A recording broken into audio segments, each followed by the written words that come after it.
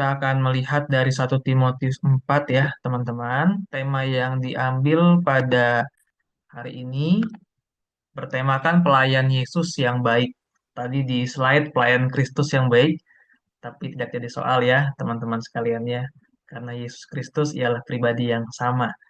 1 Timotius 4 kita akan melihat sama-sama ya, teman-teman. Tetapi sebelum kita melihat 1 Timotius 4, Ko Ivan ingin mengajak kita melihat kira-kira apa sih kriteria pelayan yang baik ya yang ada di benak kita. Mungkin apakah pelayan yang baik itu adalah pelayan yang marah-marah dan tidak menghormati pelanggan? Kalau teman-teman lihat di slide, ini adalah satu fenomena sebuah kafe atau restoran yang ada di Jakarta. Ko Ivan tidak tahu ya apakah ada di kota-kota lain atau tidak. Nama restoran dan kafe ini tuh namanya adalah Karen's Diner gitu ya, Karen's Dinner ya, teman-teman. Jadi konsep dari kafe atau restoran ini, para pelayannya ini marah-marah terhadap pelanggan yang datang, gitu ya. Apakah itu adalah pelayan yang baik?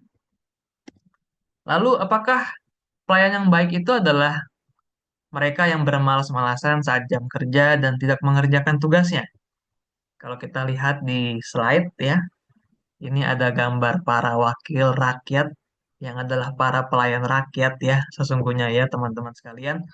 Ada fenomena yang lazim seringkali terjadi ya, dan kita lihat mereka bermalas-malasan saat jam kerja. Apakah itu adalah pelayan yang baik?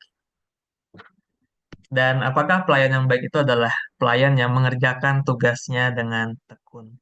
Mungkin kita memiliki kesepakatan bersama bahwa pelayan yang baik ya seperti gambar yang terakhir ini ya.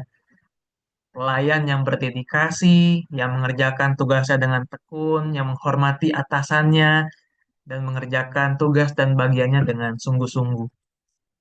Dan kita semua, teman-teman, adalah pelayan. Terkhusus kita yang adalah pengikut Kristus, kita yang mengaku kita adalah Kristen, kita adalah pelayan Yesus.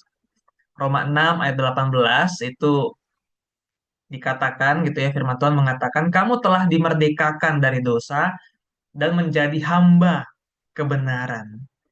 Jadi status kita setelah menerima penebusan dari Kristus, menerima anugerah dari Kristus, selain kita diangkat menjadi anak-anak Allah, kita pun juga identitasnya adalah hamba. Kita adalah orang yang dimiliki oleh Tuhan Yesus untuk melayani Yesus. Roma 14 ayat 8 sampai 9 juga mengatakan, sebab jika kita hidup untuk Tuhan.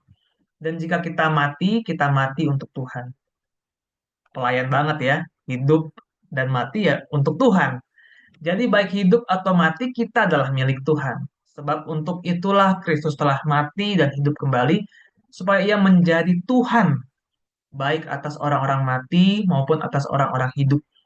Kata Tuhan di sini dalam bahasa Yunaninya adalah kurios dan terjemahan kurios itu adalah tuan, master, teman-teman, Lord ya. Jadi kalau Yesus adalah Tuhan kita, adalah master kita, adalah Tuhan kita, maka identitas kita ya adalah hambanya. Kita adalah budaknya dalam tanda kutip gitu ya. Karena kita juga selain budak, kita juga diangkat sebagai anak-anaknya gitu ya, anak-anak Allah. Dan inilah identitas kita. Kita adalah pelayan Yesus. Kalau kita mengaku kita Kristen, tetapi kita tidak melayani Yesus, kita harus mempertanyakan kembali, apakah saya sudah betul-betul menerimanya sebagai Tuhan saya dalam hidup saya. Yang menjadi pertanyaan, kalau kita semua adalah pelayan, kalau kita yang Kristen ini adalah pelayan Yesus, pertanyaannya adalah bagaimana menjadi pelayan yang baik. Matius 25 ayat 21 itu kita melihat ya ada 3 hamba gitu ya. Ada hamba yang baik dan hamba yang tidak baik, hamba yang jahat. Dan bagaimana menjadi pelayan yang baik? Bagaimana pada akhirnya ketika kita bertatap muka dengan Yesus, Tuhan Yesus memberikan pujian kepada kita, hai hambaku yang baik dan setia. bagaimana menjadi pelayan yang baik. Tentunya banyak sekali kriteria, banyak sekali hal yang dikemukakan di Alkitab, tetapi 1 Timotius 4 memberikan satu kriteria yang harus kita perhatikan dengan sungguh-sungguh. Ko Ivan akan bacakan dengan cepat, 1 Timotius pasal 4. Tetapi Roh dengan tegas mengatakan bahwa di waktu-waktu kemudian ada orang yang akan murtad lalu mengikuti roh-roh penyesat dan ajaran setan-setan. Oleh tipu daya pendusta-pendusta yang hati nuraninya memakai cap mereka. Mereka itu melarang orang kawin, melarang orang makan makanan yang diciptakan Allah, supaya dengan pengucapan syukur dimakan oleh orang yang percaya dan yang telah mengenal kebenaran. Karena semua yang diciptakan Allah itu baik, dan suatu pun tidak ada yang haram, jika diterima dengan ucapan syukur. Sebab semuanya itu dikuduskan oleh firman Allah dan oleh doa. Dengan selalu mengingatkan hal-hal itu kepada saudara-saudara kita, engkau akan menjadi seorang pelayan Kristus Yesus yang baik, terdidik dalam soal-soal pokok iman kita dan dalam ajaran sehat yang telah kau ikuti selama ini. Tetapi jauhilah tahayul dan dongeng nenek-nenek tua. Latihlah dirimu beribadah. Latihan badani terbatas gunanya, tetapi ibadah itu berguna dalam segala hal, karena mengandung janji, baik untuk hidup ini maupun untuk hidup yang akan datang. Perkataan ini benar dan patut diterima sepenuhnya. Itulah sebabnya kita berjerih payah dan berjuang, karena kita menaruh pengharapan kita kepada Allah yang hidup, Juru Selamat semua manusia, terutama mereka yang percaya. Beritakanlah dan ajarkanlah semuanya itu. Jangan seorang pun menganggap engkau rendah karena engkau muda. Jadilah teladan bagi orang-orang percaya dalam perkataanmu, dalam tingkah lakumu, dalam kasihmu, dalam kesetiaanmu, dalam kesucianmu. Sementara itu sampai aku datang, bertekunlah dalam membaca kitab-kitab suci, dalam membangun dan dalam mengajar. Jangan lalai dalam mempergunakan karunia yang ada padamu, yang telah diberikan kepadamu oleh nubuat dan dengan penumpangan tangan sidang penatua. Perhatikanlah semuanya itu, hiduplah di dalamnya supaya kemajuan menyata kepada semua orang. Awasilah dirimu sendiri dan awasilah ajaran. Bertekunlah dalam semuanya itu, karena dengan berbuat demikian engkau akan menyelamatkan dirimu dan semua orang yang mendengar engkau. Amin. 1 Timotius 4, satu pasal kita akan lihat, tapi tentunya kita tidak bisa menggali satu persatu ayatnya. Kita mau melihat secara garis besarnya seperti apa. Pelayan yang baik, seperti yang dikatakan di ayat 6, yang sudah kita baca bersama-sama, ialah pelayan yang setia dan tekun, mengingatkan atau memperkatakan kebenaran kepada saudara-saudara seiman. Ini ya, ayat yang ke-6, Ko Ivan izin bacakan lagi. Dengan selalu mengingatkan hal-hal itu kepada saudara-saudara kita, engkau akan menjadi seorang pelayan Kristus yang baik. Tentunya di atas ayat 6 ada ayat 1 sampai 5. Kita harus lihat konteksnya ya, teman-teman sekalian.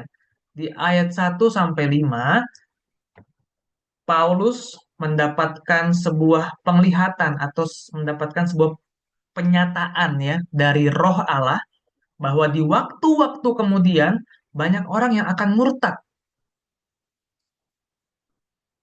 Mereka yang murtad ini adalah mereka yang meninggalkan Yesus, meninggalkan iman mereka.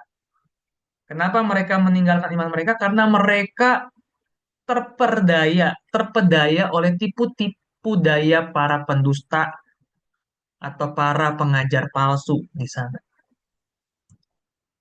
Dan contoh dari apa yang dikatakan oleh pengajar-pengajar palsu ini adalah mereka itu melarang orang kawin, mereka itu melarang orang makan makanan yang diciptakan Allah. Ini salah satu atau salah dua hal gitu ya dari apa yang mereka ajarkan, dari yang diajarkan oleh para pengajar palsu ini. Sehingga mereka yang terpedaya oleh mereka ini, oleh para pengajar palsu ini, meninggalkan Yesus, meninggalkan imannya.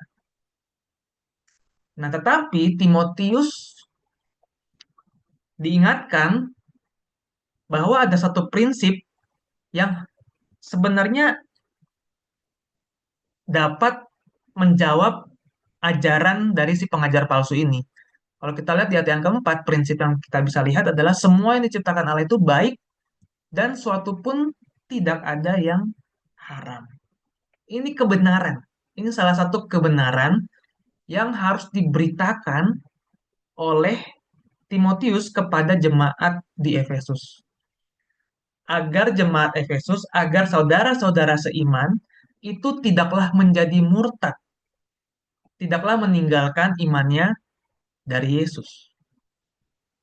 Dan inilah yang harus dikerjakan oleh Timotius. Kalau kamu mau menjadi pelayan Kristus yang baik, katakan kebenaran ini. Serukan kebenaran ini kepada jemaat Efesus agar mereka tidak menjadi murtad. Dan kalau kamu mau menjadi pelayan yang baik, terlebih gitu ya, kalau kita lihat konteks satu Timotius semua, Timotius bukan hanya menguatkan iman jemaat saja, tetapi Timotius pun sebagai pelayan yang baik, dia pun juga harus menegur si pengajar-pengajar palsu ini, agar pengajar-pengajar palsu ini dapat menghentikan aktivitasnya, bahkan dapat berbalik kepada Yesus. Itulah pelayan yang baik, yang tidak berdiam diri saja ketika ada persoalan ataupun ketika ada sesuatu yang tidak baik yang dapat mengancam iman dari saudara-saudara seiman. Yang tidak berdiam diri saja ketika tahu ada yang salah di sekelilingnya. Itulah pelayan yang baik. Dan memperkatakan kebenaran ini dikatakan itu bukan hanya satu kali saja, tetapi selalu. Kalau kita lihat di ayat yang ke-6, dengan selalu mengingatkan hal-hal itu. Kebenaran yang selalu diberitakan dan diingatkan. Itulah salah satu tugas dari pelayan yang baik. Kita yang adalah semuanya pelayan Yesus ini bukan hanya hal ini bukan hanya ditujukan kepada Timotius saja atau kepada hamba-hamba Tuhan saja, tetapi untuk kita semua. Kalau kita adalah pelayan Yesus yang baik, kita harus mengusahakan ini, memperkatakan dan juga mengingatkan kebenaran yang selalu diberitakan atau diingatkan kepada orang-orang, kepada teman-teman kita. Kalau kita melihat kata selalu itu berarti tidak cukup hanya sekali. Teman-teman sekalian, kadang-kadang kita males ya kalau kita misalnya nasihatin orang, tapi orang itu masih saja bandel dan masih saja berbuat salah, masih berbuat kekeliruan, kita biasanya males sekali. Tetapi kalau kita mengingat di ayat yang ke-6, selalu mengingatkan hal-hal itu, maka mungkin tidak cukup hanya sekali kita mengingatkan hal itu.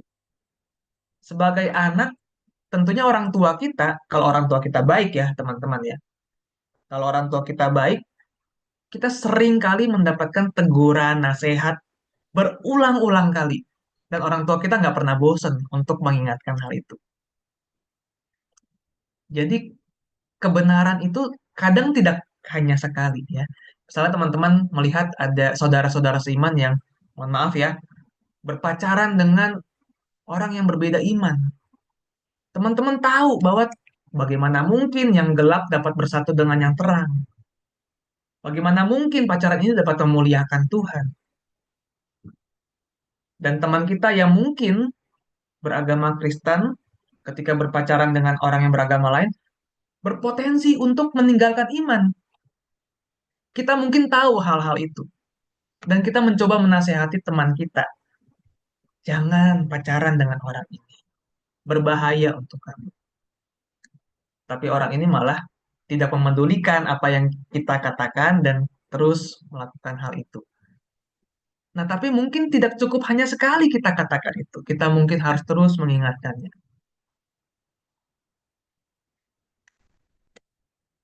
Mungkin ketika kita mengatakan kebenaran atau menasehati orang gitu ya, menasehati saudara-saudara seiman kita, respon orang itu tidaklah menyenangkan hati kita. Mungkin saja bisa seperti itu. Kita mungkin dianggap sok tahu, sok suci, dan seterusnya ya, sok-sok yang lainnya ya, teman-teman sekalian ya. Atau mungkin kita malah dimusuhi, kita difitnah dan sebagainya. Mungkin ada salib yang harus kita pikul. Dan mungkin kita dijelek-jelekan gitu ya, di media sosial ataupun di di gengnya orang yang kita ingatkan ini gitu ya. Banyak banyak potensi-potensi yang membuat kita mungkin kecewa. Padahal kita maksudnya adalah mengingatkan kebenaran yang baik itu. Tetapi teman-teman, ini harus terus diberitakan. Karena ini adalah bagian dari kita mengerjakan hukum kasih. Matius 22 mengatakan, kasihilah Tuhan dengan segenap jiwamu, segenap hatimu, segenap pikiranmu, segenap akal budimu, segenap kekuatanmu. Tapi tidak berhenti di situ saja, kita pun juga diingatkan untuk kasihilah dan kasihilah sesamamu manusia seperti dirimu sendiri. Sebagai pengikut Kristus yang juga harus menerapkan kasih tanpa syarat kepada orang-orang, ini adalah salah satu bentuk yang kita harus kerjakan. Meskipun mungkin kita kecewa karena berkali-kali kita ingatkan tapi tidak digubris. Mungkin kita kecewa karena berkali-kali kita ingatkan malah membuat kita susah dan membuat kita sulit dalam hidup. Tetapi karena kita belajar untuk menyatakan kasih Kristus kepada orang-orang, maka kita pun juga harus siap menanggung resiko itu. Dampak dalam memberikan kasih kepada orang adalah salah satunya adalah mengalami kekecewaan, mengalami mengalami hati yang terluka terkadang ya, seperti itu. Tetapi itu yang harus kita terus lakukan, mengasihi orang-orang tersebut agar orang tersebut tidak menyimpang. Dan kalau kalau orang itu menyimpang, mereka mungkin akan menerima akibatnya. Dan kita rindukan hal itu tidak terjadi dalam hidupnya dengan menyatakan kebenaran, dengan menasihati orang tersebut. Di 1 Timotius 4 secara garis besar kita pun juga bisa melihat ya. Kalau tadi kita udah lihat, tugas dari pelayan yang baik adalah mengatakan kebenaran, mengingatkan kebenaran kepada orang-orang, gitu ya. Maka agar kita dapat menjadi pelayan yang efektif dalam mengerjakan tugas itu, maka kita pun diingatkan di ayat yang ke-7 sampai 10 kita harus melatih diri kita beribadah dan menjauhi hal-hal yang tidak berguna. Dikatakan di ayat yang ke-7, jauhilah mitos itu ya, tahayul itu, jauhi itu gitu ya. Karena mitos dan tahayul itu hanya akan membuat iman kita mungkin tergerus gitu ya, dan mungkin tidak ada manfaatnya buat iman kita. Maka dari itu, untuk menjadi pelayan yang baik, yang dapat mengatakan kebenaran firman itu, maka kita harus terus melatih diri kita beribadah. Nah, teman-teman, di sini ada kalimat yang menarik ya, melatih, berarti ada latihan. Nah, kalau teman-teman penyuka sepak bola, salah satu pemain terbaik ya, selain Lionel Messi gitu ya, adalah Cristiano Ronaldo ya teman-temannya. Kita sepakat akan hal itu ya. Selain Lionel Messi, entah Cristiano Ronaldo yang terbaik gitu ya. Tapi kalau kita lihat Cristiano Ronaldo gitu ya, ini bukan Koifan fansnya Cristiano Ronaldo ya, tetapi ada hal yang baik yang bisa kita lihat nih dari orang ini ya. Cristiano Ronaldo itu begitu sangat disiplin dan berkomitmen dalam latihan. Dan itu yang dibutuhkan untuk menjadi yang terbaik. Jadi latihan itu butuh sebuah disiplin dan komitmen. Demikian juga ketika berbicara mengenai ibadah. Ayat ini mengatakan, latihlah dirimu beribadah. Nah, beribadah itu apa? Beribadah itu dalam bahasa Inggris itu dituliskan toward to the godliness gitu ya, menuju kepada keserupaan dengan Kristus. Jadi beribadah itu adalah bagaimana kita ini mengarahkan hidup kita kepada Tuhan, melakukan sesuatu yang dapat membuat kita terarah kepada Tuhan. Yang tujuannya adalah untuk memelihara iman kita dan semakin serupa dengan Kristus. Nah, contohnya apa? Contohnya berdoa. Kadang-kadang berdoa pun harus dilatih dan didisiplinkan ya, teman-teman ya.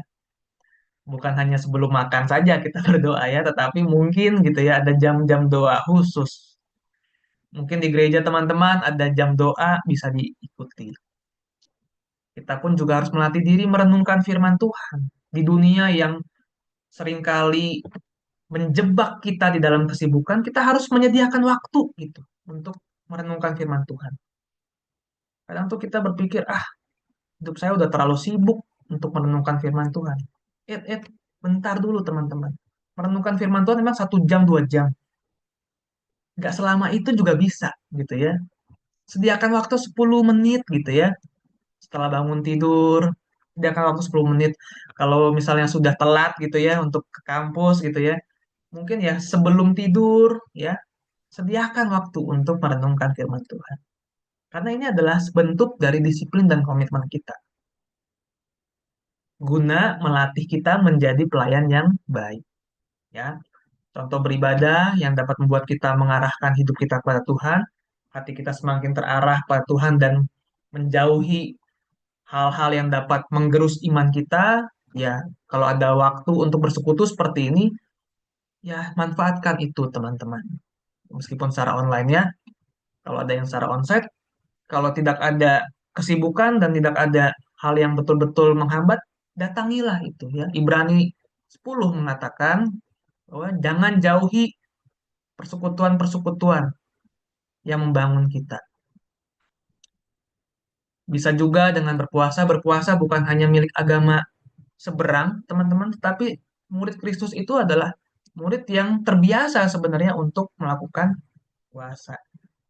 Dan manfaat dari melakukan disiplin berpuasa adalah kita semakin meninggalkan keterikatan kita terhadap hal-hal dunia gitu ya, dan mengarahkan hati kita kepada Kristus. Contohnya ya makanan ya. Kadang-kadang kita terpikir hanya dengan makan kita dapat hidup. Ya tidak ada salahnya, tetapi kita harus ingat bahwa yang menjadi sumber dari pemberi makanan kita itulah yang harusnya menjadi satu-satunya yang memberikan kita hidup, yaitu Tuhan itu sendiri. Lalu di ayat yang ke-12, teman-teman, kita juga dapat melihat bagaimana menjadi pelayan yang baik. Kita harus memperhatikan hidup kita, memperhatikan perkataan kita, tingkah laku kita, kasih kita, kesetiaan kita, kesucian kita, agar tidak dianggap rendah dan tidak menjadi batu sandungan. Kadang-kadang kita menasehati orang dan orang itu tidak mau mendengar nasihat kita karena melihat hidup kita yang berantakan, teman-teman. Maka dari itu, kita harus berjuang untuk mengubah hidup kita juga untuk menjadi pelayan yang efektif mengerjakan tugas tadi. Ya, 1 Tesalonika mengatakan Paulus Paulus mengatakan gitu ya, firman itu ditopang gitu ya selain dari kekuatan roh dan juga dari mulut kita gitu ya, dari ucapan yang keluar dari mulut kita, itu pun juga ditopang dari hidup kita, teman-teman. Hidup kita ini adalah Injil yang terbuka.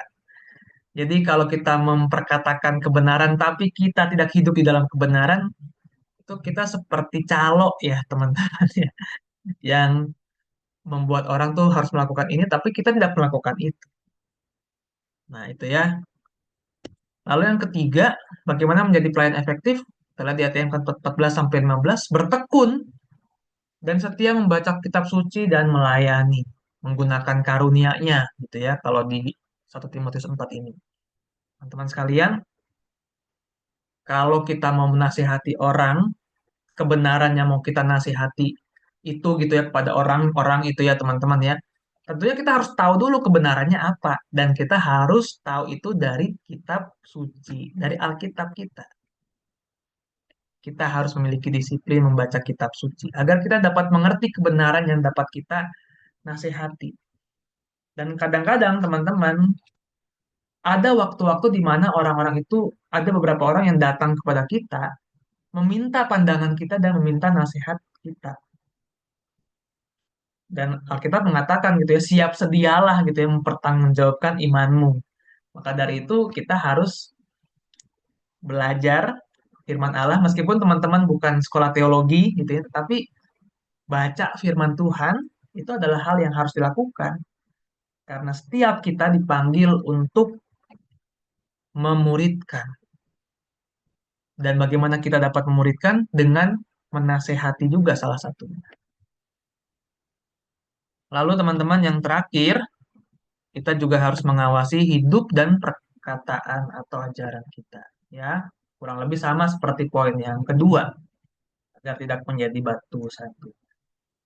Ini bagian dari 1 Timotius 4 yang dapat kita lihat, yang harus kita perjuangkan untuk dapat lebih efektif lagi mengerjakan tugas kita.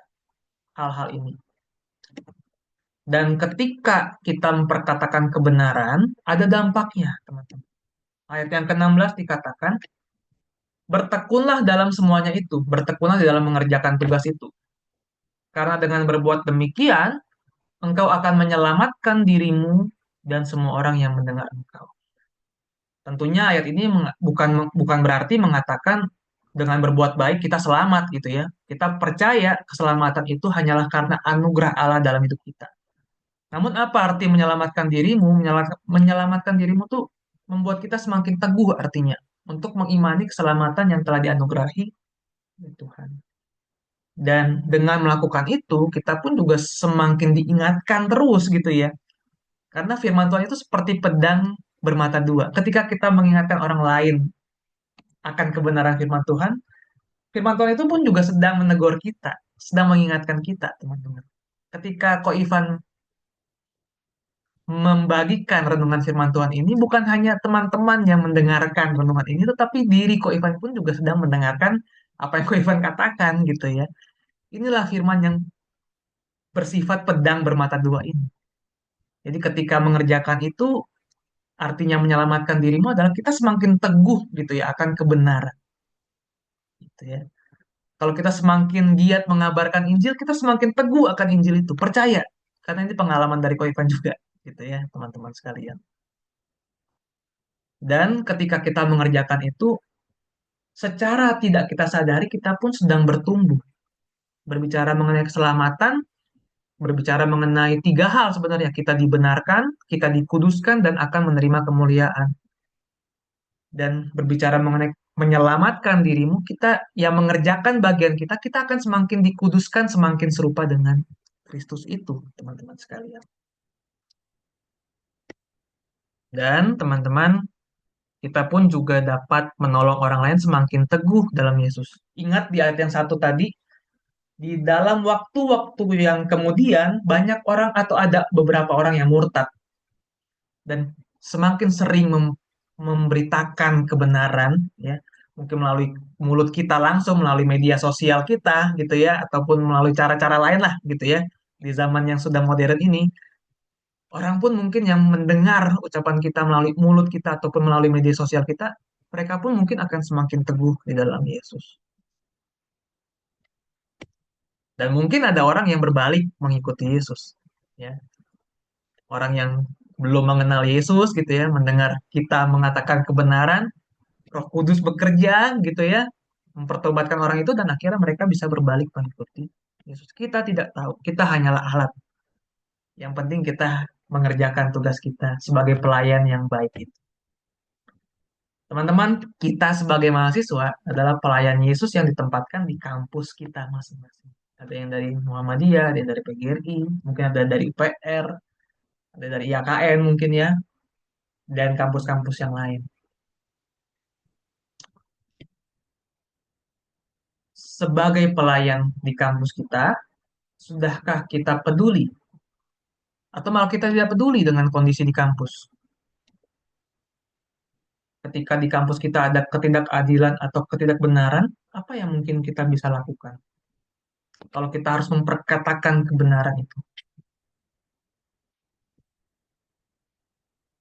Sudahkah kita berkontribusi bagi kampus kita? Kalau dulu di kampus tempat Ko Ivan belajar, gitu ya, selain Senat itu ada BEM, ada namanya BPM, teman-teman. Agak beda ya. Nah, BPM ini tuh adalah Badan Perwakilan Mahasiswa. Dan Badan Perwakilan Mahasiswa itu mewakili mahasiswa-mahasiswa untuk memberikan aspirasinya gitu ya, untuk menyatakan aspirasinya. Kalau kita ikut organisasi BPM gitu ya, ada ada peluang untuk kita mengatakan kebenaran apabila ada suatu ketidakadilan di kampus. Gitu ya. Jadi organisasi-organisasi ini kita sebagai mahasiswa Kristen harus memandang berbeda. Ini bukan hanya untuk melengkapi atau menambah panjang daftar CV kita, atau mendapatkan sertifikat sebanyak-banyaknya, tetapi lihatlah ini sebagai suatu peluang. Kita dapat melakukan sesuatu bagi kampus, terutama mengatakan atau mengusahakan kebenaran yang ada di kampus kita. Apakah mungkin teman-teman yang di kampusnya ada persekutuan mahasiswa, sudahkah kita ikut ambil bagian, melayani, ikut ambil bagian di dalam pemberitaan kebenaran firman Tuhan, firman kebenaran itu, ya? Atau sudahkah kita mendoakan kampus? Kita mungkin bukan orang yang punya pengaruh banyak di kampus, tapi kita punya Allah yang berkuasa yang dapat mengubahkan kampus kita. Dan maukah kita berdoa? Maukah kita berdoa kepada Tuhan agar kebenaran dan keadilan itu ditegakkan di kampus kita? Sebagai pelayan yang harus menyatakan dan memperkatakan dan mengingatkan kebenaran itu, kita harus mengandalkan Tuhan juga dengan berdoa. Dan sudahkah kita bersaksi tentang Yesus yang adalah satu-satunya jalan, kebenaran, dan hidup? Memperkatakan kebenaran juga artinya memperkatakan Injil yang adalah kebenaran bagi semua manusia. Lalu, sebagai pelayan di kampus kita masing-masing, sudahkah kita menjaga hidup kita sebagai saksi Kristus agar kebenaran yang kita sampaikan itu boleh semakin efektif? Dan sudahkah kita sebagai pelayan di kampus kita masing-masing, pelayan Yesus ya, maksudnya ya, sudahkah kita merenungkan firman Tuhan dengan setia? Sehingga kita dapat semakin efektif, sehingga kita dapat siap sedia untuk memperkatakan kebenaran kita. Ini yang menjadi refleksi buat kita, menjadi pertanyaan masing-masing dalam diri kita masing-masing. Sudahkah kita memperkatakan kebenaran? Sudahkah kita mengerjakan tugas sebagai pelayan Yesus yang baik dalam hidup kita? Amin. Kita berdoa dulu ya sebelum Ko Ivan kembali berikan kepada Kasito. Mari kita berdoa. Bapa di surga, terima kasih kami boleh sama-sama merenungkan 1 Timotius 4 secara sederhana ya Tuhan. Tolong kami ya Tuhan untuk dapat mengerjakan tugas dan tanggung jawab kami sebagai pelayan-Mu ya Yesus. Kami sadar kami seringkali lalai, tapi biarlah firman Tuhan ini boleh mengingatkan dan menguatkan kami kembali untuk mengerjakan tugas itu. Tolong kami ya Tuhan agar kami pun juga dapat mengerjakan bagian-bagian lain seperti membaca firman-Mu dengan setia, melatih diri kami beribadah, menjaga hidup kami ya Tuhan, sehingga kami boleh menjadi pelayan-Mu ya Yesus yang efektif, yang boleh Engkau pakai secara luar biasa di kampus kami masing-masing, atau di gereja kami masing-masing, atau di lingkungan kami masing-masing. Terpujilah namamu ya Tuhan, inilah setiap doa dan permohonan kami. Hanya dalam nama Tuhan Yesus kami berdoa dan mengucapkan syukur. Amin. Saya kembalikan ya ke Rasito.